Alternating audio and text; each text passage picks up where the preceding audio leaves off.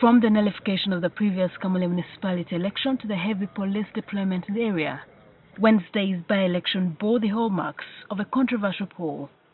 That's according to one of the contestants, Salaamu Musumba, who garnered 5,773 votes against her arch-rival NRM's Watongola, who secured a comfortable 8,726 win.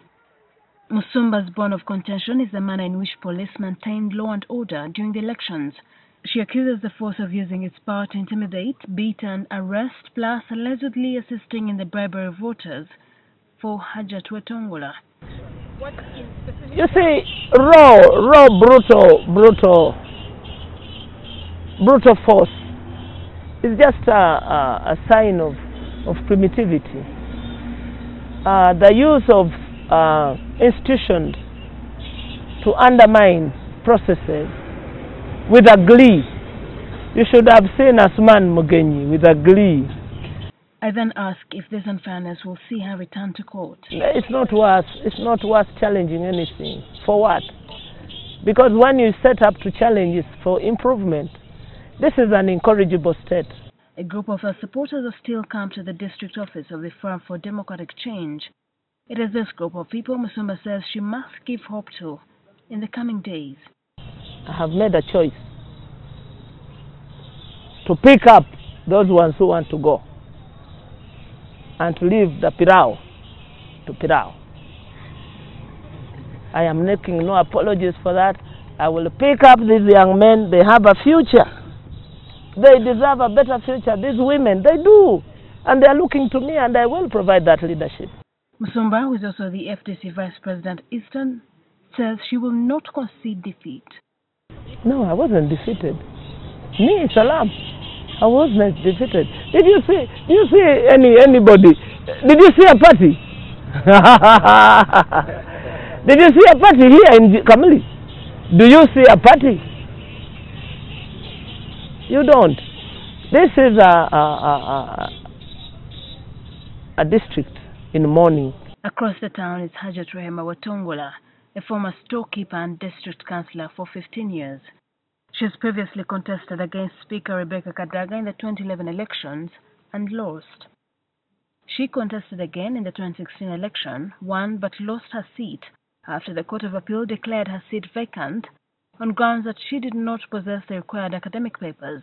That petition against her was filed by her nemesis, Salaamu Musumba. However, Watongola's win in this by-election did not come on a silver platter.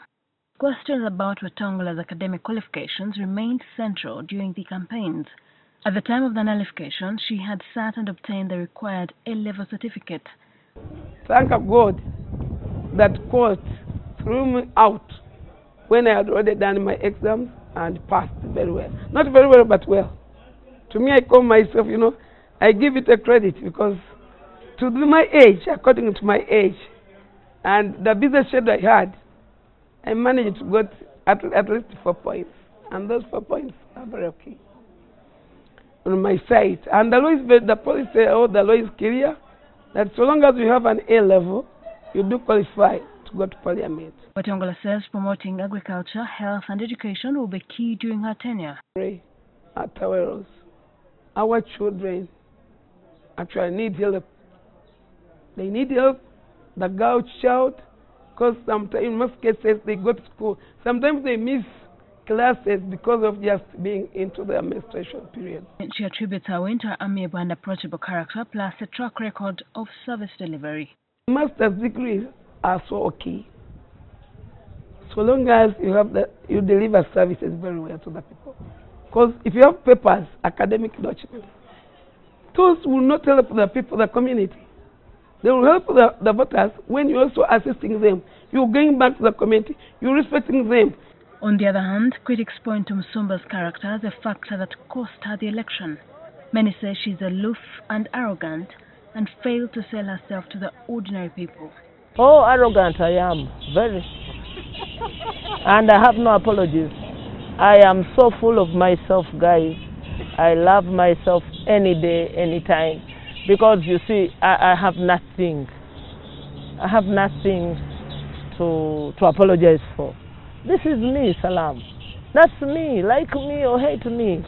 Salaamu Musumba, a two-time parliamentarian and an old girl of Mount St. Mary's, Namagunga, espouses traits of a confident and independent thinker. As a woman, some of her voters, mainly rural, think this is tantamount to disrespect. I think that's what you should know. I'm a victim of my own success. For instance, people can't believe that I do things that men have failed to do. They hate me for it. They just can't stand me. And I understand. When I was a chairperson of the district, you know, people, you have to remind me that I'm a woman. But on an ordinary day, I don't remember that I'm a woman. And that too hurts people. Because for me, I was brought up that I'm a human being. Observers say the Kamuli election was premised, among others, on money, character assassination, and religion, rather than issues that speak to the ordinary Kamuli resident. Salaamu Musumba should accept and also give me advice where necessary, because she's a senior politician. She has no capacity. Get it from me. She has none. So you won't be advising her? I'm not available for her payroll or for anything. I'm not. And yet it appears that the election could have fractured the society more. We are going to have two Kamulis. One for me, one for the rest. Are you not further dividing Kamuli? That's what I want to do. Now the dividing line must be clear. Who wants to go where? We will no longer be bundled up. No. Because it's very dangerous. Out there people will think that Kamuli is just a bunch of Nankana. Sheila Nduhukire, NTV.